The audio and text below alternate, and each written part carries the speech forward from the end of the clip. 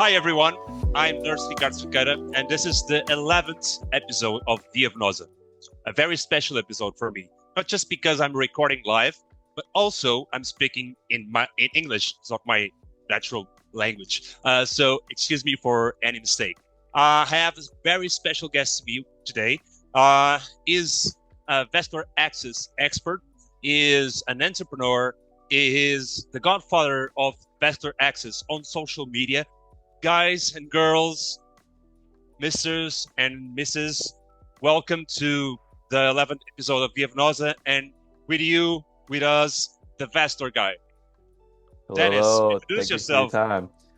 So I am an interventional vascular access specialist, and I've been doing it since 2021, somewhere around there.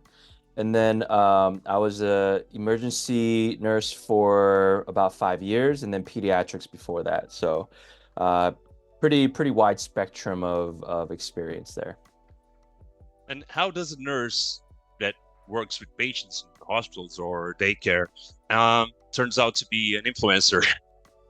It's a good question. So historically, I have experience with social media in depth since 2005.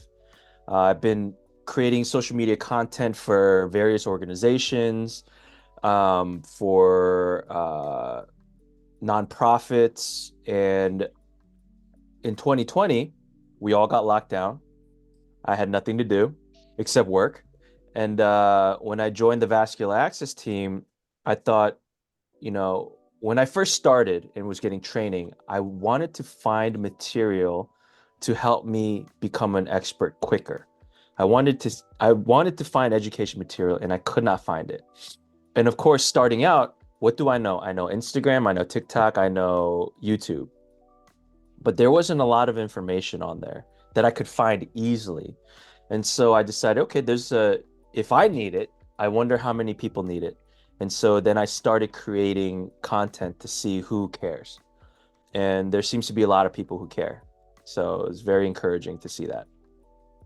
Yeah, it's a niche, but it's a very important kind of information that mostly have to go to college again, spend money on courses, and as a community, we as professional workers, health workers, we tend to take care of each other.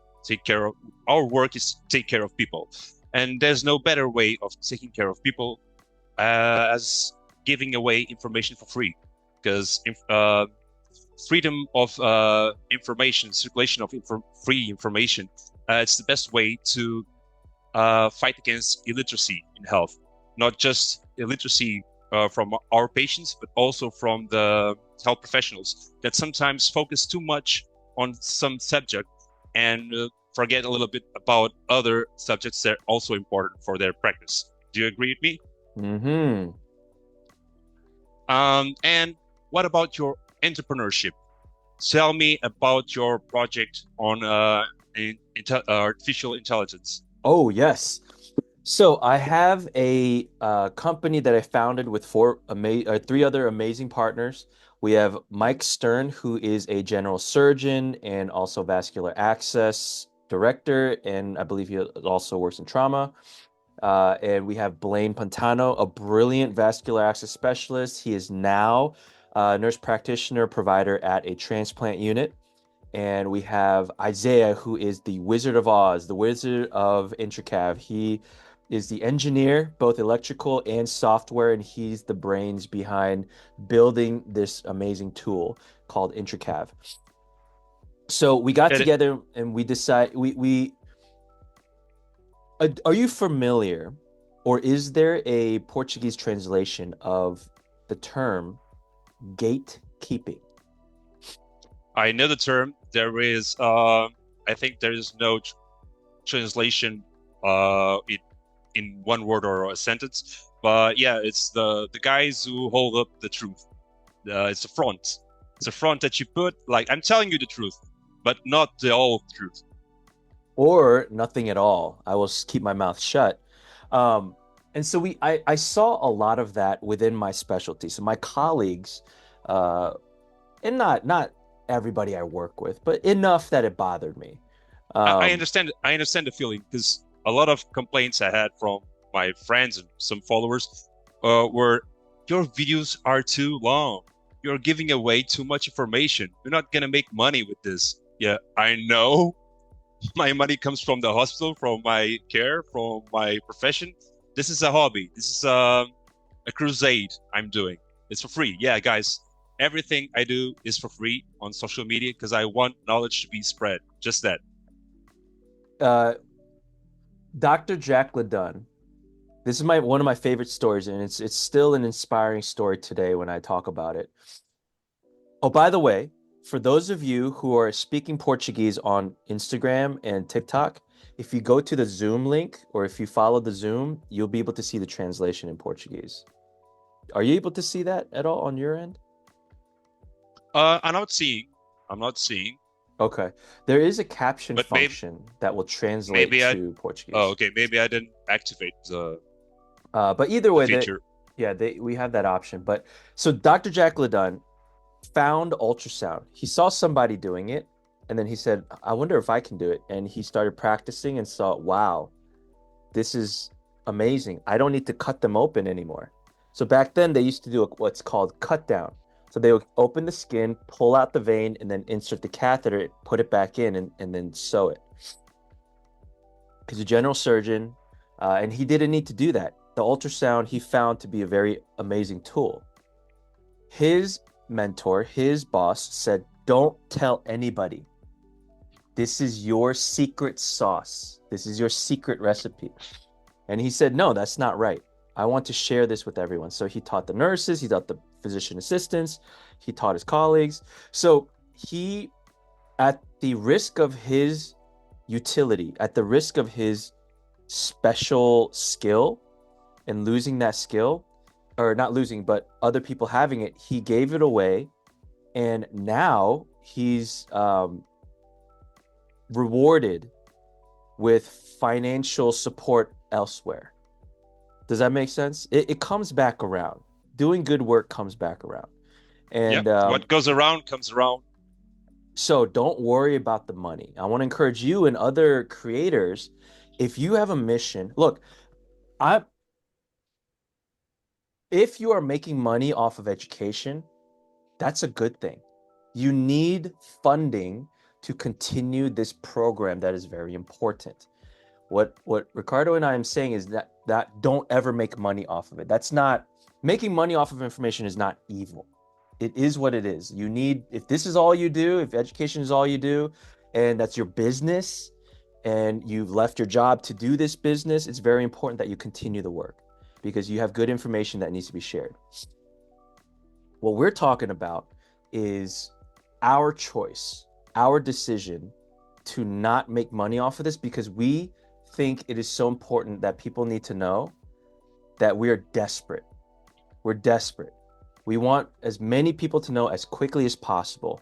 And that is a personal life choice, a personal thing to not make money off of it. But it does not make other people who make money off of it evil. Just to get that clear. That's my opinion. Yep.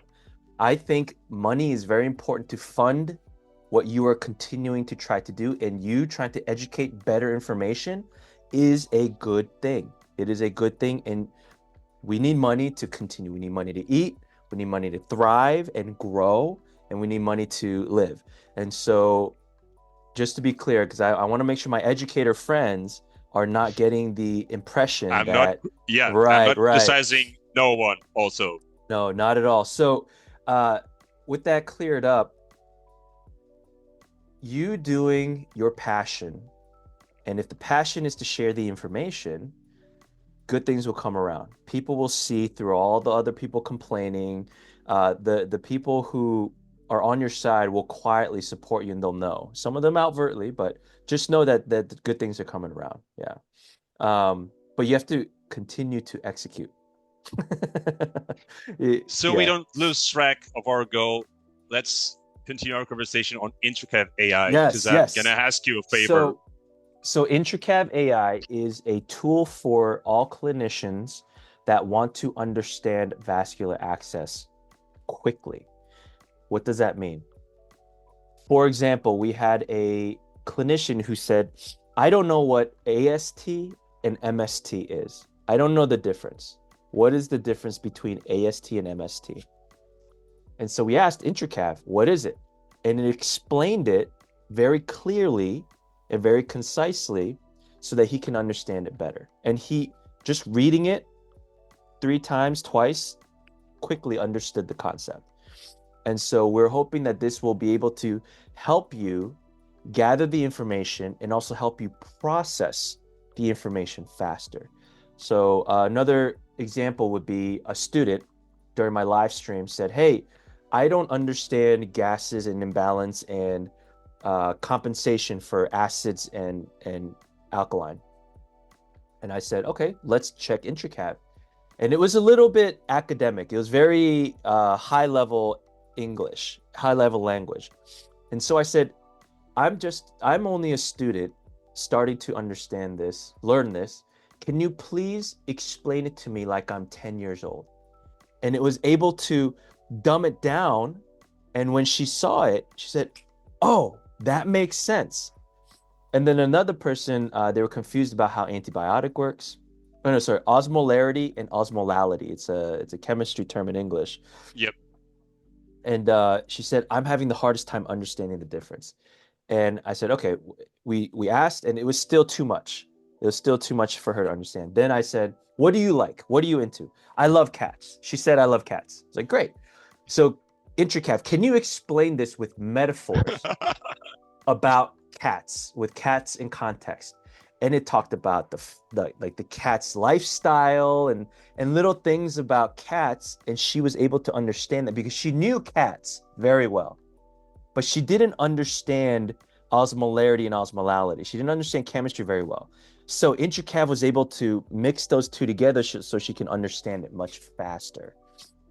So we're hoping that this will be a tool so that you guys can reference, not just get information, but also a director of nursing at a hospital said, hey, I want to just let you know that I'm using IntraCav to create policies about our new IV process. This was going to take me 16 hours. I did it in 2 hours. I was like, wow. So she basically said, hey, we have a new PIV policy. We're going to do clinically indicated. But I need a policy so that the nurses know how to assess step by step for complications or whether it's still good to use. Can you write me a policy?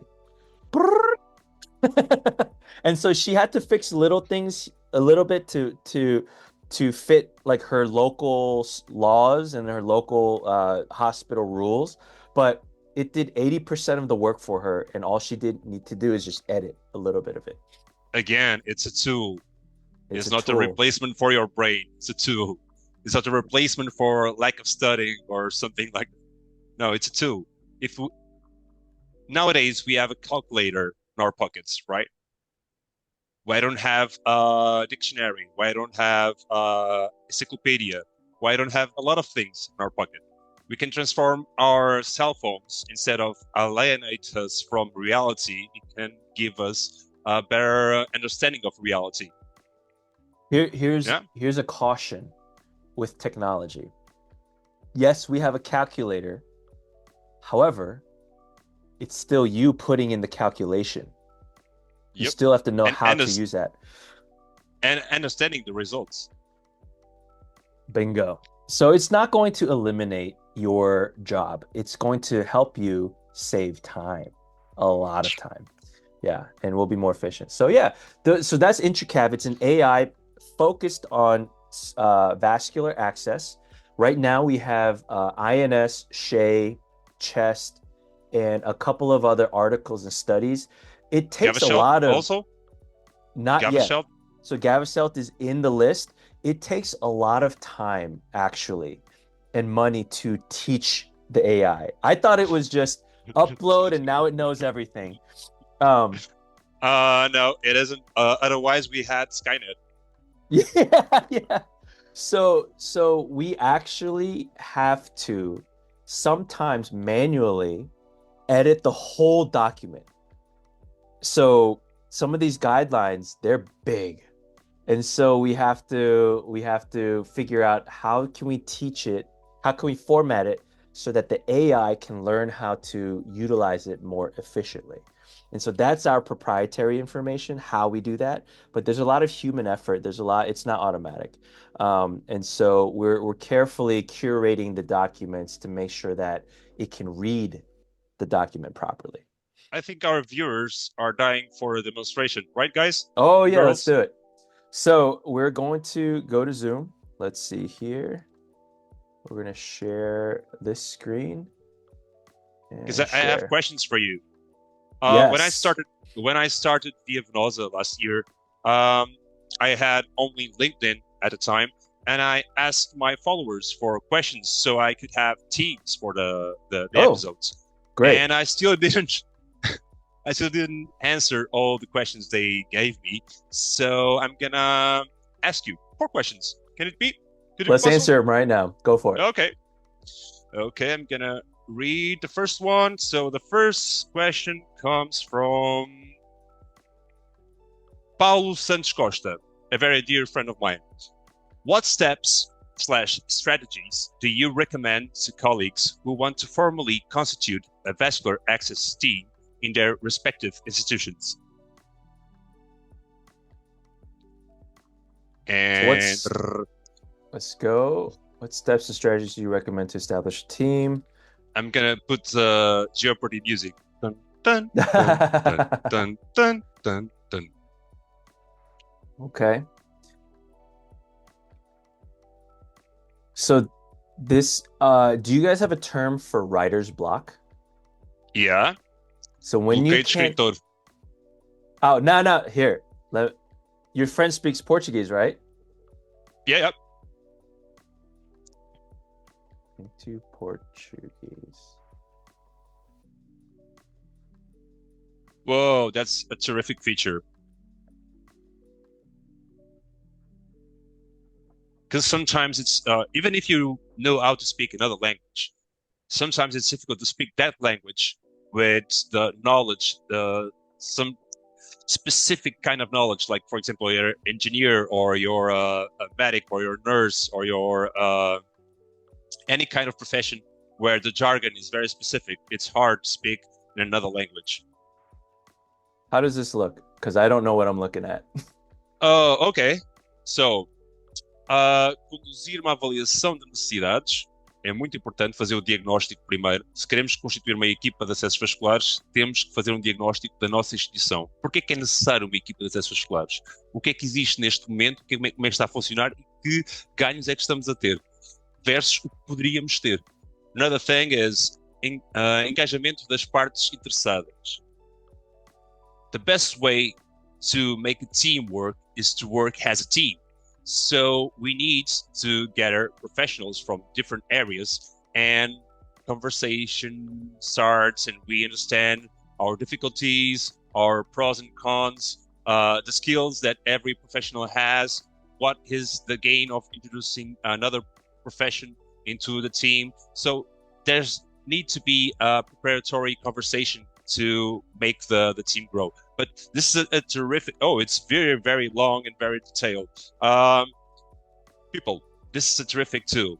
Paulo Santos Costa, you have the answer for the question you made me. It's here.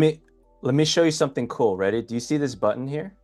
Yep, yep. When I click on that button, I'm going to share it in our chat. If I could find it. There it is. So I'm going to text this to you. And I want you to open this link.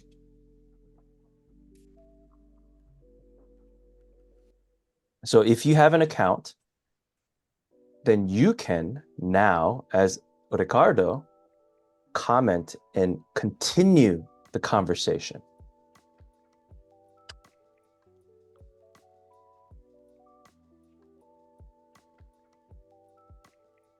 Okay, I have an account, but my computer is not recognizing The Oh, link. the log. Oh, The log. The log, interesting. not the link. Oh, The the log. The login. log. Okay. The log. The So login.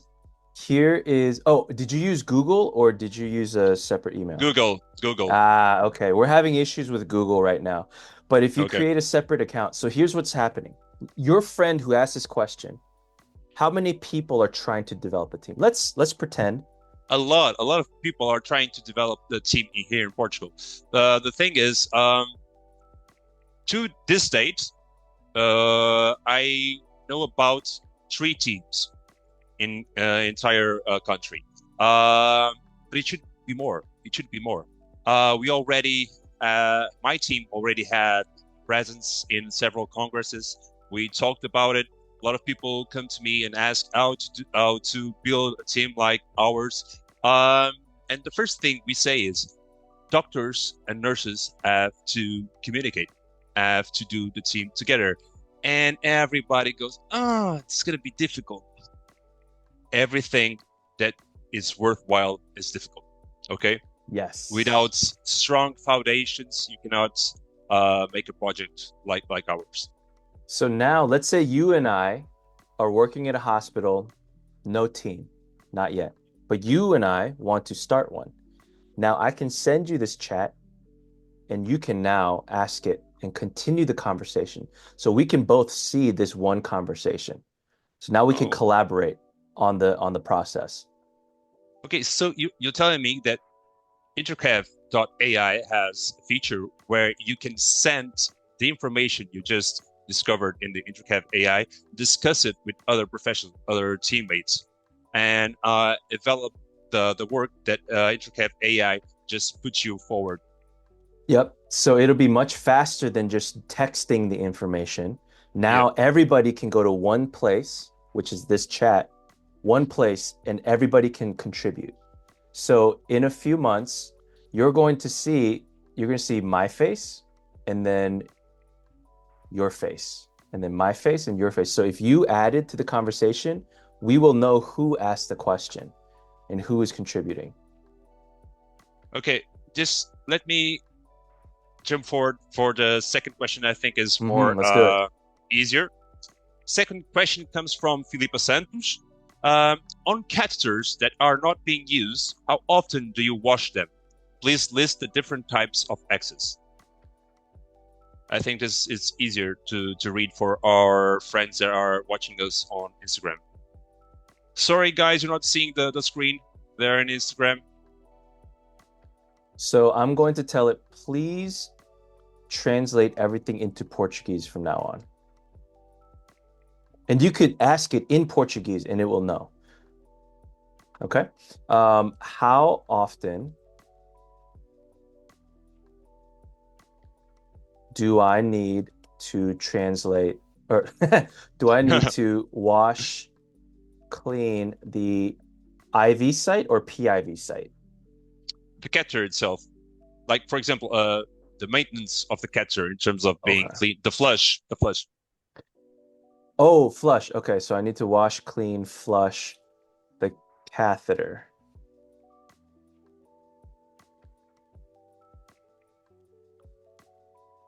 IV catheter. Let's see Intercav AI does putting it to the test. Concur with me. Because I always say the same thing. Okay. So, okay, it is because my colleague used the term wash, is talking about the several kinds of washes you can do, like in the flush or just cleaning the exit sites and the replacement of bandages, adhesive. Okay, we should change wash for flushing, so it's more accurate. There we go. Term. So the key to the AI, and I'm going to switch over to my phone. I think what you're going to say is not just AI, because a lot of friends ask me questions that I go to Google and I do it in 2 seconds. They tell me, oh, I tried several things and Google didn't give me the answers because you didn't know the magic words. When you're searching, like, for example, I'm going to give you something that doesn't have to do with vascular access. If you ask to Google what's chemtrails, it's going to send you in a rabbit hole hunt. If you ask for stratospheric aerosolization, there you're going to have papers about that stuff. So sometimes you just have to know the right words. Like, for example, if you're searching for catheter with reservoir, it's really hard for Google to send you the correct answers. But if you ask for port catheter, it'll give you all the answers you need. So sometimes it's the fundamental is to know the magic word. Then you're gonna search the right term. So here's something I'd like to do. If you don't mind, I'd like to interrupt a little bit because I want to make Yep. this the Go best ahead. live stream for your followers. I'm going to turn Thank off you. the Instagram live stream. I'm going to put it on my phone and we're going to point it at the computer. How's that sound? Okay. Let's do that. Sounds great. All right, let's pause for a second, get off of that, and discard video. Then let's get on Instagram Live here. Let's take over and go 3, 2, 1, and I'm going to add you. You're now live. Let's add Ricardo. There we go. I just sent you an invitation, and then I'm going to flip it to the camera. There we go. All right, that way your live followers, because I'm seeing that your live followers are going to see this more than the others. Thank you so much, Dennis. Yes, of course. There we go. And then we'll do this. So now, dear followers on Instagram, now you can see this is introcav.ai, artificial intelligence program that can help you. It won't do the stuff for you. It's gonna help you doing the best care for your patients. Yes. And also, it could help you in an essay or in a presentation you have to do on PowerPoint, or if you are, as us, content creators on social media, sometimes it's difficult to remember themes or think about things to say or to make videos about, and you can ask Intercav.ai. Isn't that right, Dennis? Yes, there we go. How does that look? Wonderful. Let's use this. I think your followers will be able to understand a lot better. There it is. Okay, want to give you guys the best live stream. There it is. Okay, you don't need to see my face. My face is not important. This information is. Okay, so this is the Intercav website. What was the now you brought up a very important point. We need to be very specific about how we ask the question.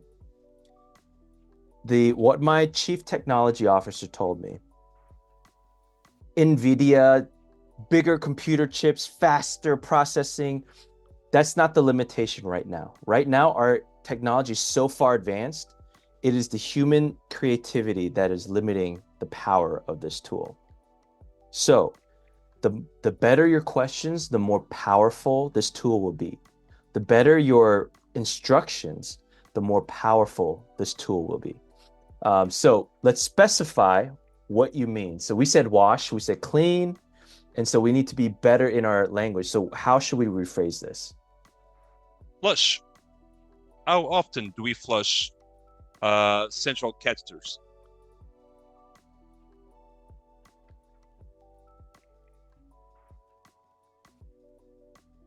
What did you change in your question compared to your friend's question? So I changed the wording in terms of what's the name of the technique, because it's not cleaning or washing, it's flushing. Okay, and that gives another perspective to the question, because when you wash, clean something, it can mean a lot of things, but flushing is the line. It's the central line. You're flushing, you're putting liquid inside it that has a turbulent flow and cleans the catheter inside. But it's not called cleaning, it's called flushing. You also specified central catheter. Yeah. Nice. And then I specified IV. Is it a urinary catheter? Is it is it a kidney catheter? Like, is it a heart catheter? What kind of catheter are we talking about? Yep.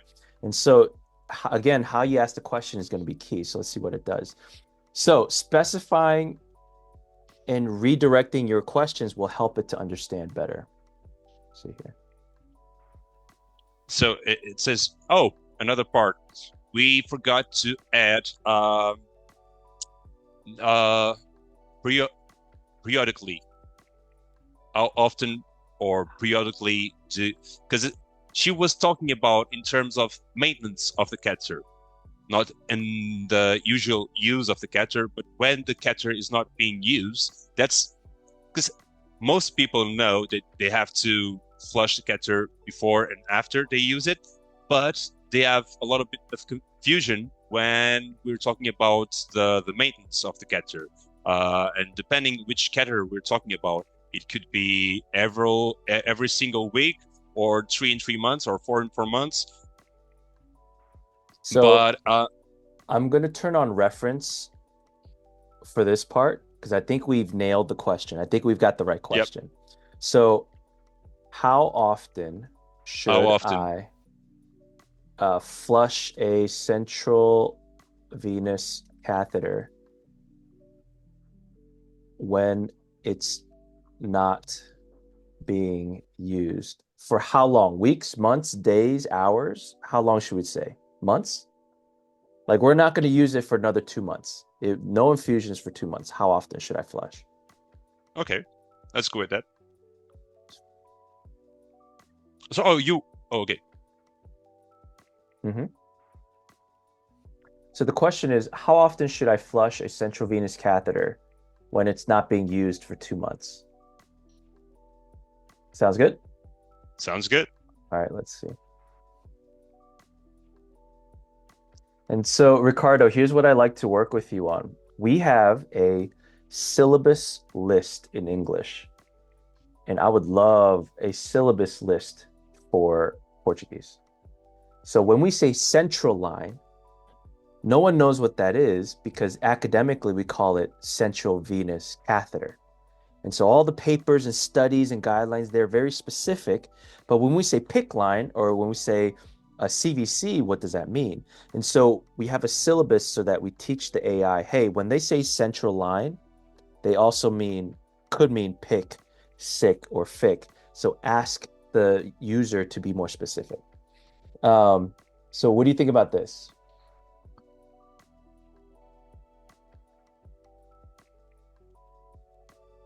Okay. Okay. Okay. That last bit when saying portacat. Okay.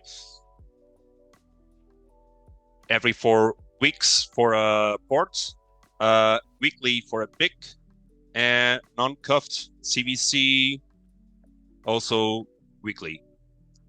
In my institution, we are doing the salinization and flushing of the ports 3 in 3 months. Oh, every 3 months. Every 3 months. We tried to read a lot of studies, and the thing is, they came to a conclusion that more important than the log solution, more important than the frequency of the flushing and locking, it's the technique. If we can do synchronized lock as we do in a line that has a tube outside the patient, we can do through needless connector, needless free connector. We can do synchronized locks. If we do the same with ports, we can have a column of liquid that is more stable. It doesn't let the blow reflux to the extremity of the catheter. What are your thoughts about it? I would in terms of locking. I think it's a great theory. Do you have data to support that theory? Because it is different. It was in the AVA, the new report they did this year. It wasn't there. There are some studies go from 2 months to 4 months, but they were not conclusive in which is better. So which means there's no clear this is wrong. We still have a lot to investigate in the vascular access world. So what A I'm saying lot. is that if the data shows that it's unclear, that means it doesn't matter which technique you decide. For now.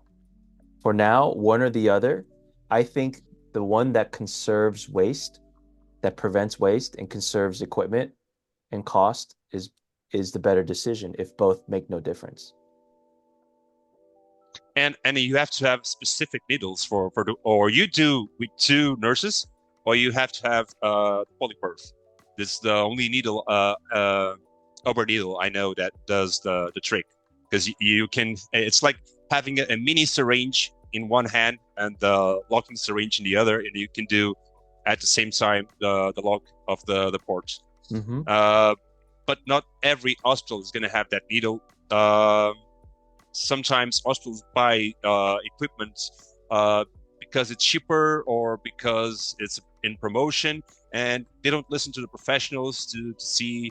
And another thing, change is always difficult. Even if you're changing for a better equipment, people will have attrition with change. They will not accept, even if it is better for the patient, even if it's better for them, they will not relinquish their old ways because it's hard to change. Do you agree with me? Oh yeah. So the older it is, the bigger it is, the more mass you have to try to move. Yeah. So how about this? What are some strategies I can use to convince my hospital leadership to change a policy on a technique or change device? And here's the point that it's going to make that I think clinicians don't understand. You can tell us it's a better idea, but you need to prove it. Yep. And Data. the problem with most clinicians, we went into this to take care of patients, not to prove to our leadership what's better for the patient. But that's still our job. Sometimes it's like they ask me to be a data scientist also, or to be an investigator. I already have to take care of my patients. So this is why specialists are needed. This is why it's necessary to have a vascular access team, or a quality team, a quality assurance team, an infection team, because now we can focus on the problem and help it. What does that mean? Remember Nightingale. She didn't have to collect data, but she collected so much data that at the beginning, the physician said, "You're an idiot. You're just a nurse. What do you know? You didn't go to med school. How is the infection going? The infection is in the leg. We have to cut off the leg. It's touching the leg. Wait, what is this? Linen? Bed sheets? What are you talking about? That's not even touching the legs. It's just blood. It's just dirty. It doesn't affect the infection. The infection is in the leg. We must cut off the leg. It's science," is what they told her. They said, "You're stupid. We must throw away the infection, not throw away the sheets," right? So that's how we saved the patient. And then she proved that the cleanliness saved more lives with data. They didn't understand why. There was no understanding of bacteria and how microorganisms work, but she still used data. And so if we want to do change, we have to collect data. That is the key. We must follow the ancient ways of Nightingale and collect data and prove it. Yeah. So another question. This one is from Andre Monteiro, a dear friend of mine. When you take PIC or midline home, what are the main precautions? Should the tip be protected with waterproof adhesive or simply bandage?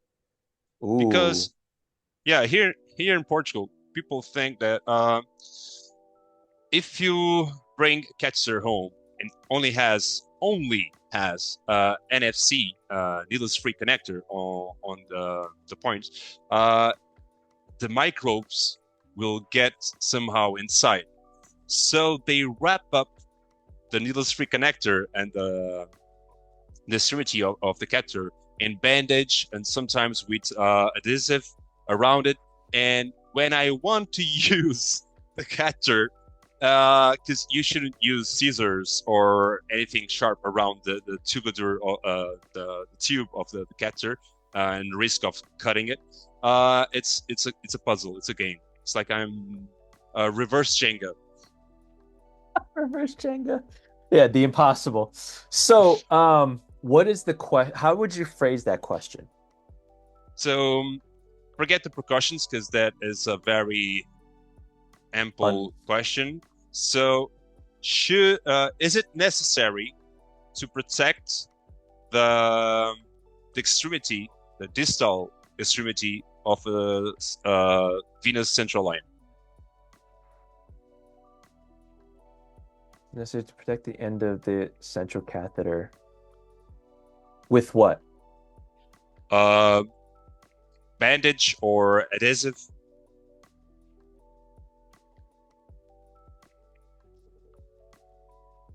Dennis, are you listening to me? Yeah, I'm trying to think. That's not a good enough question because what part of the distal end? Because there's many parts. Okay. There's the clamp, there's the hub, there's the luer lock connector piece. There's the needleless connector by itself. Like, which part are we covering with the tape? Okay. So let's forget a little bit AI for a second. Okay. You want to just pontificate? Yeah, just to pontificate. Because sometimes asking questions to AI is very difficult because we have to remember it's a machine, so we have to speak machinese, something like that. So in my hospital, I'm gonna speak about my perception and my reality. In my hospital, we started protecting the PICC lines, the end of the PICC lines, with gauze and a little bit of bandage, because the clamp of those catheters that we used and still use, the clamp is on the skin is like the teeth of a vampire. So a lot of patients came to me. Yeah, the clamps. Okay. In some catheters, those clamps can hurt the skin. Remember, PICC line. So it's over here. And when you put your arm against your ribs, those clamps can injure your skin by pressure. So we started by putting a gauze around them and protecting them, not in terms of infection, but in terms of comfort. Skin damage. Protecting them to protect the skin from damage. And people thought, okay, this is to protect the end of the catheter against infections. And so everybody started doing it also, but doing it hardcore.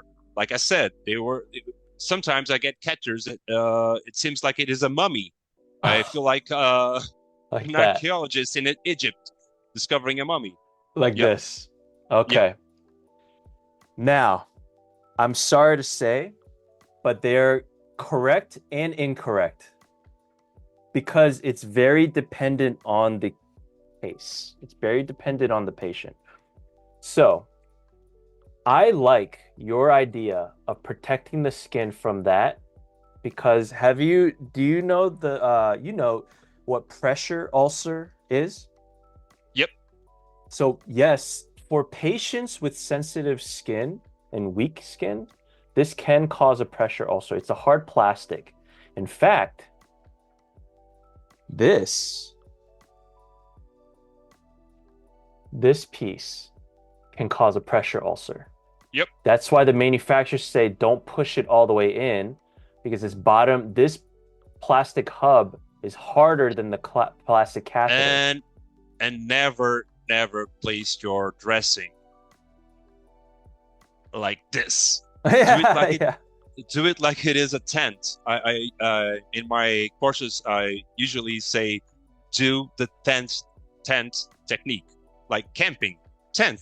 Okay. Yep. So instead of putting the dressing like this, you bend it a little bit, and the dressing it's gonna stick to the skin and it's gonna stick sideways to the catheter, giving more stability to the catheter. So like you said, you don't want to slam it. So there is some validity to protecting this, but not for every patient. Why? Because not every patient has this near their groin. Oh, okay. So So you're talking about fix if you femoral have inserted central catheters. yeah, so femoral catheters, you have liquid stool going into these crevices, Yep. and I have seen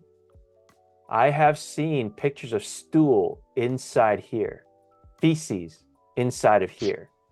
Yeah. So and you could see it under here, and when they change the caps, they don't change it properly or it leaks into that site. But remember, this is not this is not every case. This is rare cases. So for PICC lines, what's the likelihood that poop is going to be near the arm? If it is, we have bigger problems. I don't think they're leaving the hospital anytime soon. Right? So, Or maybe the big line wasn't the best choice in terms of catheter for that patient. If the patient doesn't yes. have self-care, a good self-care, if he doesn't know how to take care of himself, cannot have a big line. He should have like a port catheter. And so that is a It's clinical judgment. Yeah, and sometimes people ask me, "What's the best catheter?" It depends. For each person, in a certain time of their lives, when they are doing some medication for some disease, they will need different kinds of devices. So it's hard to answer that question. What is Bingo. the best? Not every catheter has its pros and cons. So I like to say right treatment, right catheter at the right time for the right patient. Midline, I like to hate on midlines a lot. I like to tease midlines and I have a huge problem with midlines because yeah, the midline gives a huge responsibility to the one delivering the drugs. Because in a midline, you should only and only give the medication that you would give through a distal vein into a peripheral catheter. The problem is, it's nowadays people still do a lot of medication through simple peripheral catheter that should be done on central line, and so they don't change the shit. They should change their mental chip because, contrary to the peripheral line, the normal peripheral catheter, where you can see the changes on the tissues, where when you start to seeing extravasation or phlebitis, on a midline, the tip is on axillary or subclavian vein. So you only see the changes on the endothelium and the tissue surrounding it when it's too big, when the person's already in risk of a severe thrombosis. So in midlines, we have to respect. I love midlines, but we should have co-workers more educated in the use of them, because they get bad rap because of that. there's not enough information being taught. Yeah, I agree. It needs to be more carefully managed than a PICC line, more carefully managed than a peripheral. So for the tape issue, the problem I have with using tape, gauze, fine, but tape, remember, tape is a sticky adhesive that is not sterile and not clean. In fact, it'll catch bacteria. And while it holds on to bacteria, what happens when you clean? Are you getting rid of You the spread. sticky? You're spreading it. Theoretically, of course, skill is involved. How good is your skill? But it is increasing the likelihood, and I like to decrease the likelihood. I believe that our specialty's responsibility is take the minimal chances possible. So even though we know that we can clean that very well, we can do that. However, why risk it when we don't have to? So we're trying to lower the And when risk. you know that you're not the only professional that is working with that catheter, okay, we cannot simply think what I'm gonna do with catheter. No, we gotta think about what we as a profession, we as a team in the hospital gonna do. And we don't have the same skill, we don't have the same knowledge, so I have to do stuff in the simpler way that everybody's gonna understand and proceed the treatment or the dressing as it should be in a That's right. simpler way so that everybody can do the same. Yep. So And I think what you're th- doing, which is awesome, is you're disseminating information on social media to raise the bar, which sucks for the lazy clinicians because now they don't have much excuse. But I think it's going to help those who care to do better. Yeah. so let's go for the final question. Yes. Okay, this one is a tricky one. I don't think. Okay, this is gonna put the AI to the test. All Okay, right. this Let's find comes out. from a person that has done a lot for ViaVenosa without people knowing it. Leandro Duarte. What is the most promising and innovative approach today to optimize the safety, efficacy, and durability of PICs, especially in patients with a history of prior vascular complications or in complex clinical situations? So you're asking for technique or device? Innovative approach. So I think is talking about skills and technology. What can we do to make the PIC be more safe, efficient, and have a long durability? What knowledge or techniques or technology that we can use to make the catheter safer and more durable? So let's say what technique and innovation and technology? How about that? Yeah. What is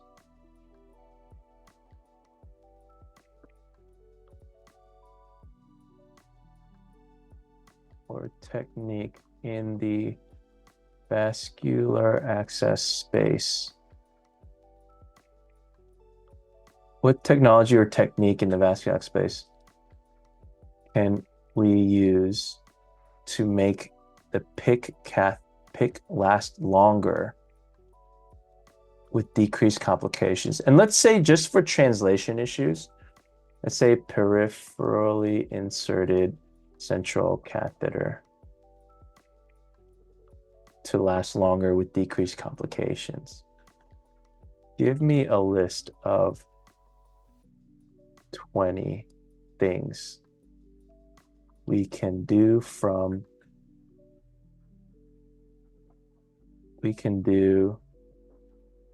during the insertions, care and maintenance, and life of the catheter.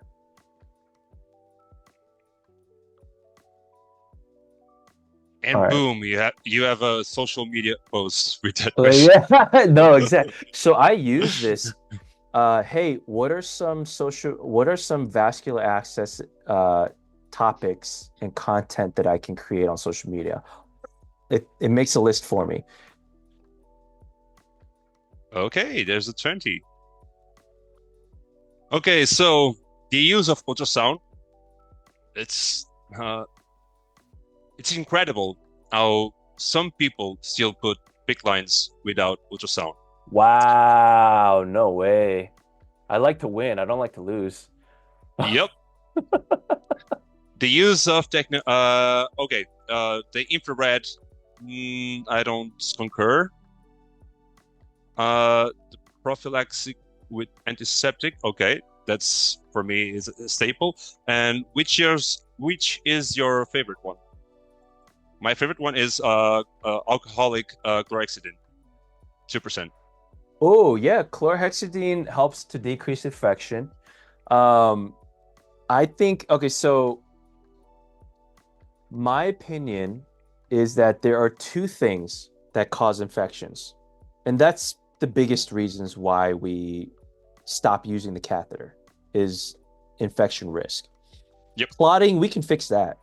Cath flow, alteplase, enzymes, or pop technique. But infections, we have to take it out, guaranteed. Sometimes even displacement, if it's still in a good spot, we can still keep it in there. Yep. So there's two I, things. I have several patients of mine that have PICC lines that I call the PICC lines from hell. Do you know what a PICC line from hell is for me? Tell me, what does that mean? It's the PICC line who has more than 10 centimeters out. So it's no longer a PICC line. It's a midline. That's why I call them the PICC lines from hell.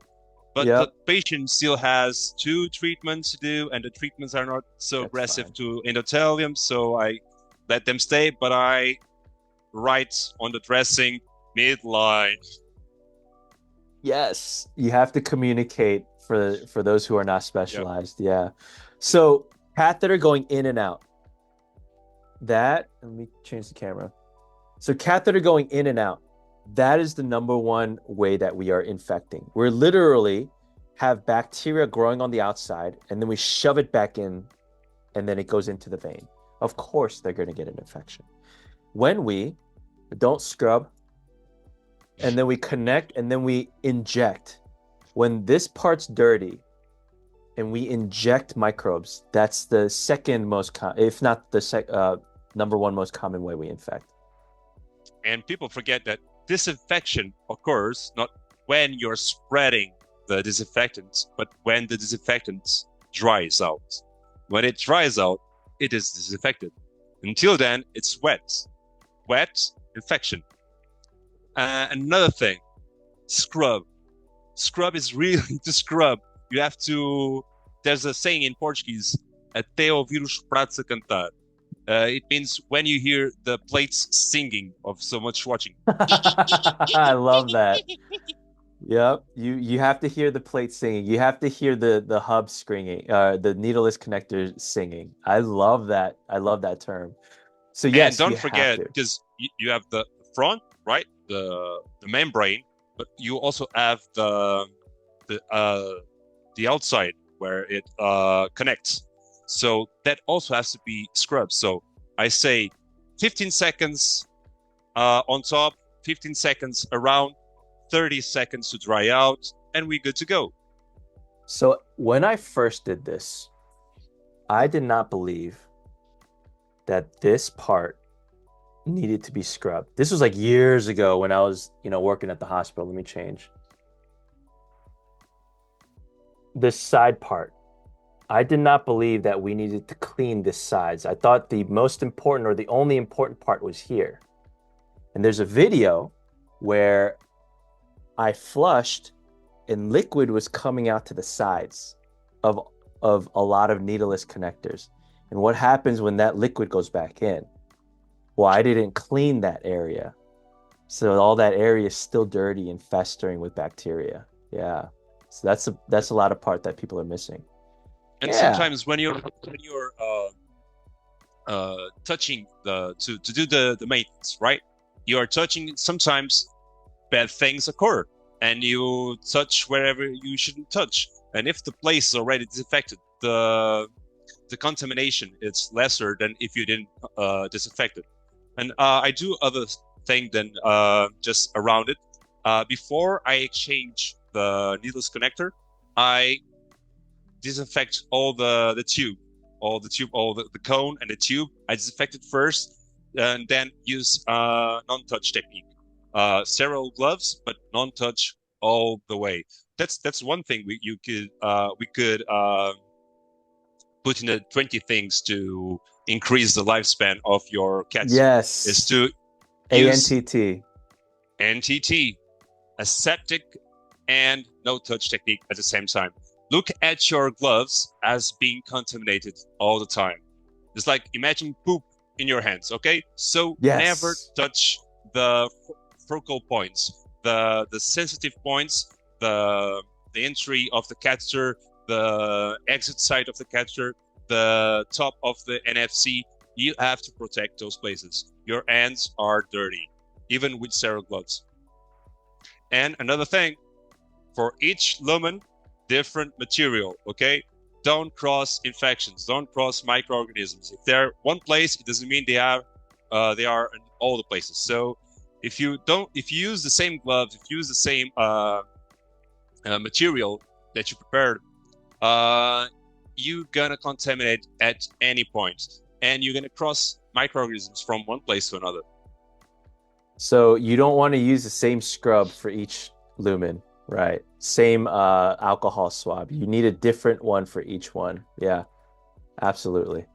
You're just so for your listeners, do you remember which organism does not get killed by chlorhexidine or alcohol?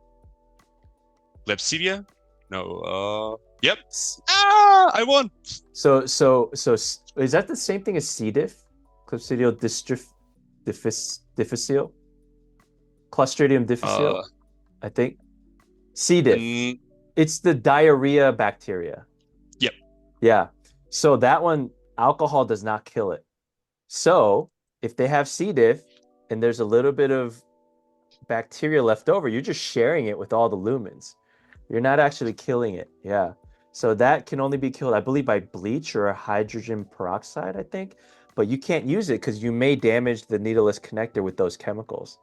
So yep. Yep. Another thing, people forget that we are working with polyurethane from last generation. Okay, it's terrific, but it's a sensitive product. Okay, not everything is meant to touch that kind of plastic, because you can have corrosion.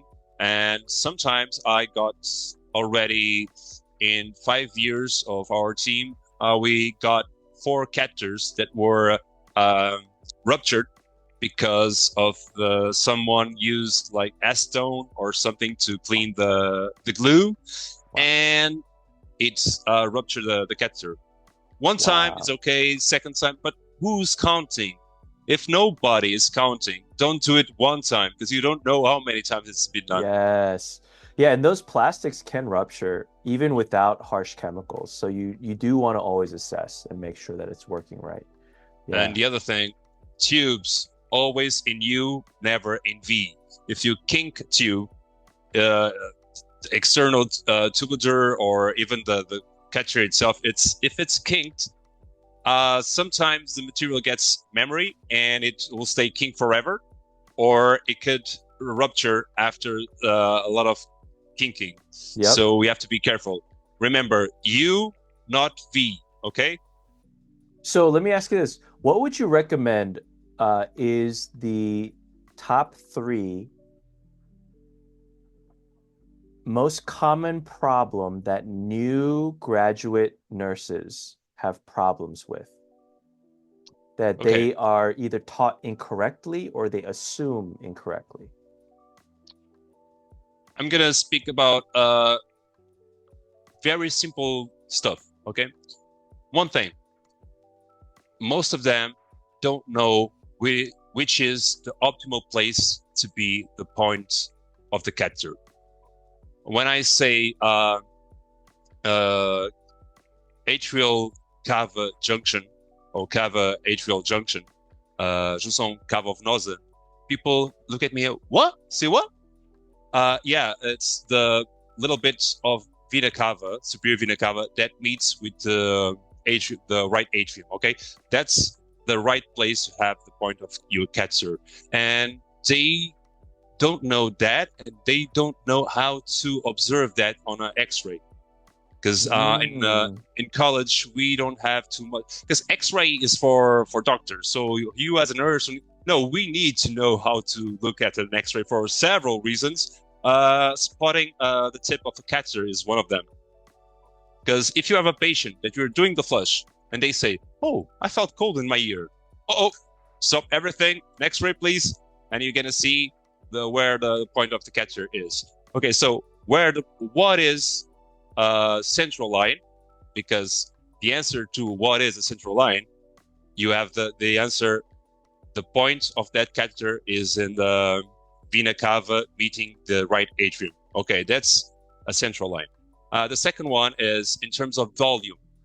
People ask me a lot of times, how much blood do I have to draw from the central line to draw blood for animals, for blood samples. And people think that is 3 cc's, 5 cc's. That's too much. 10 cc's. And the same thing for the log solution. They use too much log solution. people. Catchers have, even in large people, they don't have more than 1.5. 1.5 is a lot. 1.5 in terms mLs and 1.5 cc's of volume. They don't have. It's less than that. Okay, and smaller persons with have smaller catheters also, so it's even less. So that's another thing. And the third thing is difficulty in the non-touch technique. It's really hard for them to perceive how to manipulate something with non-touch technique, because they don't practice that. They practice only the aseptic technique, and so they put sterilized material on the sterilized field. They put the gloves, and they think they are Superman and they are okay. They can do everything. No. So I would say these three major things about illiteracy in terms of vascular access health. So that would be for our new grad students who just started working. Don't disrespect the risk. Yeah, and for you there in the USA, what's the three major things that you think that nurses that come from college are not prepared for in terms of vascular access? So I think the number one issue is contamination, not understanding when and how we are contaminating.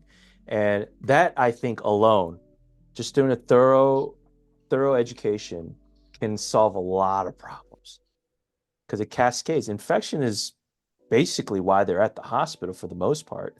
A lot of times they're sick, and they're sick because they have something going on with the immune system. Yes, organ failure, yes, hormone failure, protein failure, but a lot of times it's infection, and we don't know how to be mindful of that infection. And so I think that can solve many. Let's start there. Let's start with infection. Let's just get rid of infections, and then let's deal with all the other high-level thinking.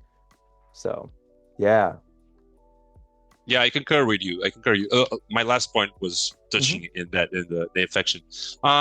Dennis, to close our conversation in a high note, very joyful one. Hopes and dreams for the future, personal and in general for the healthcare professionals around the world.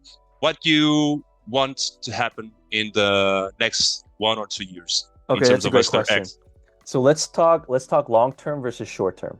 So when it comes to short-term, I really hope that IntraCav will be so easy to use and use at scale that they won't need us. Yeah, of course they'll call us because there's high-level critical thinking they need help and support. But when it comes to fundamentals like scrubbing, how long do I scrub the hub? How much do I flush? How often do I change the dressing? All these fundamental things that need to be taught at school, they're not being taught at school, and they're not being taught during training. So I'm hoping that this software will give them the information faster and more easily than we can. And so they don't need us anymore. I want me to be pulled out from being needed for fundamental information, and even high level if possible. The long term, I hope that the vascular access profession and the specialty dies out. I hope we don't need to exist, because that means the clinicians who are doing these procedures, are allowed to do these procedures, are doing it correctly without needing us to fix the problems. We're fixing the problems, and we exist because the fundamentals are not being done well, and it's not their fault.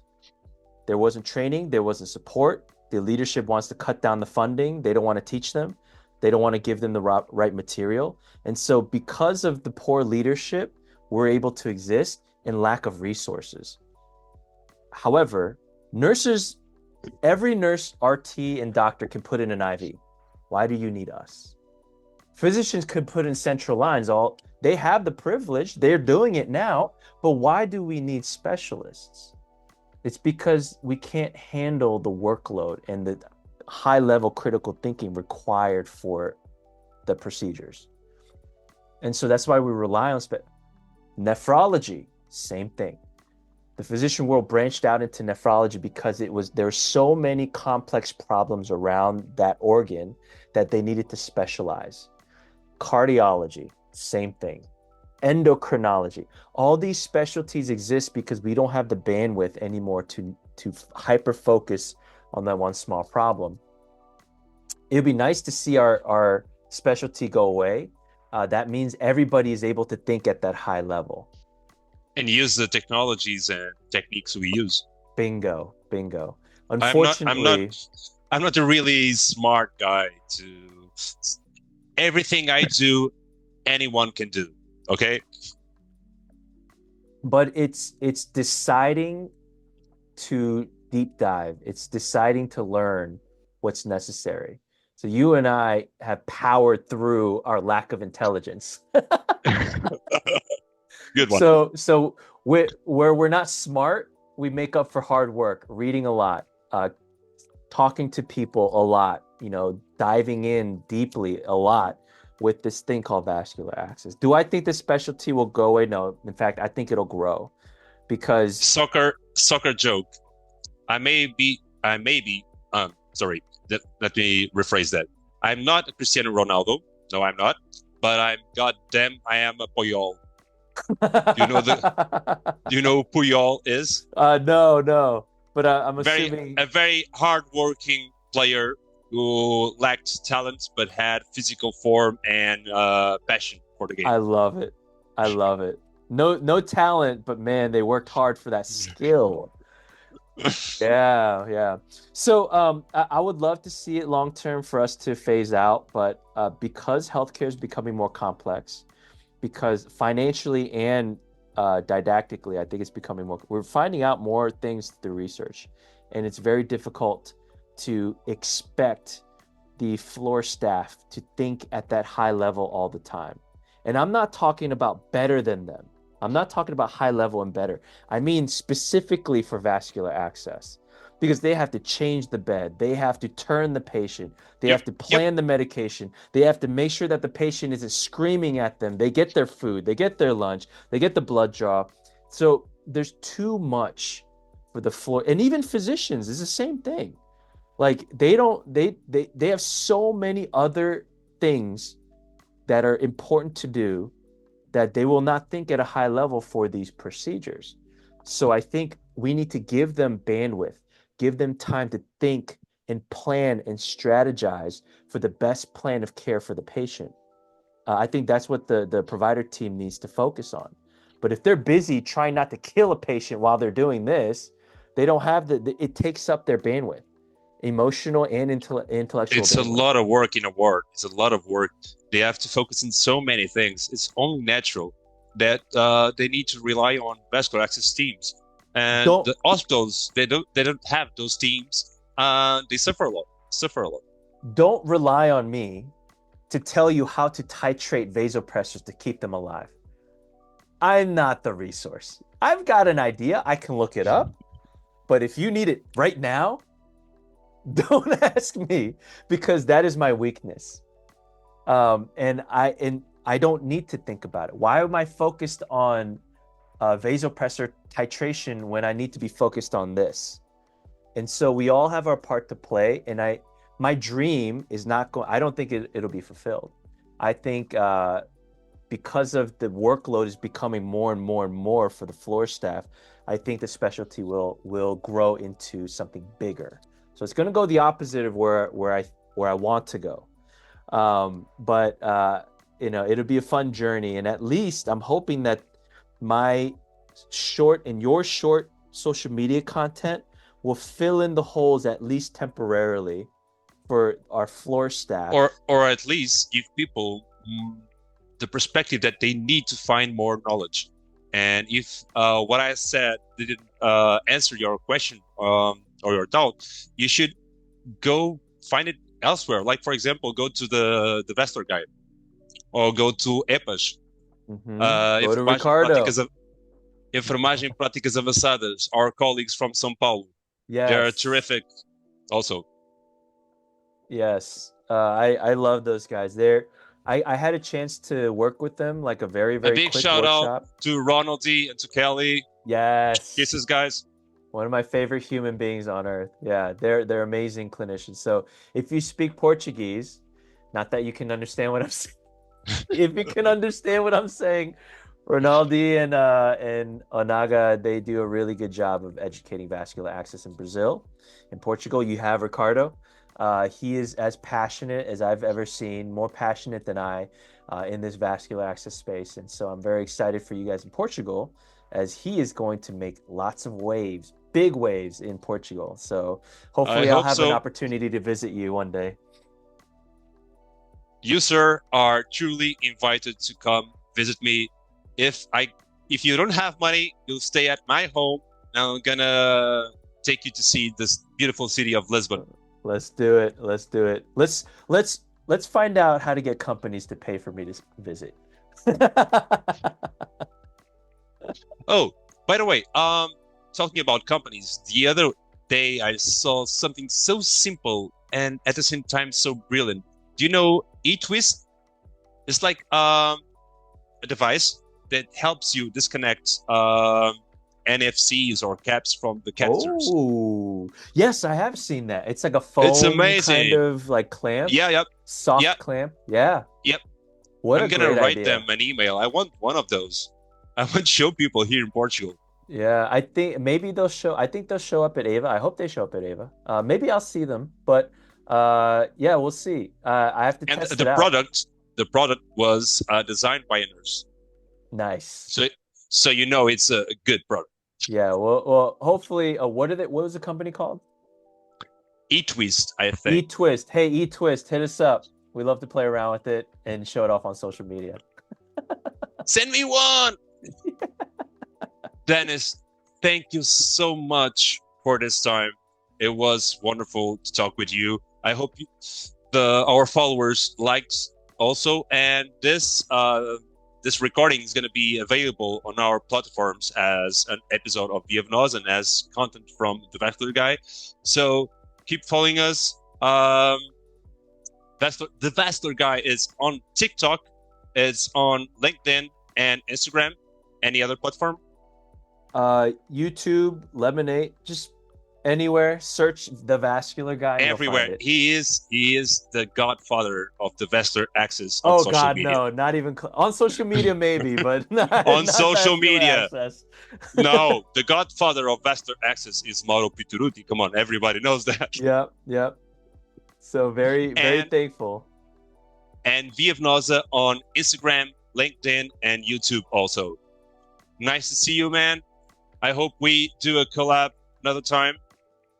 Yes, Gonna miss you. Ricardo, it is an honor. I'm so happy that you invited me. I feel very blessed that there's influence on your side. Like I told you in our first meeting, very excited for Portugal. I don't have to worry about Portugal anymore because I know Thank that you, they Dennis. have you. So, all right, man, it was a pleasure. Thanks.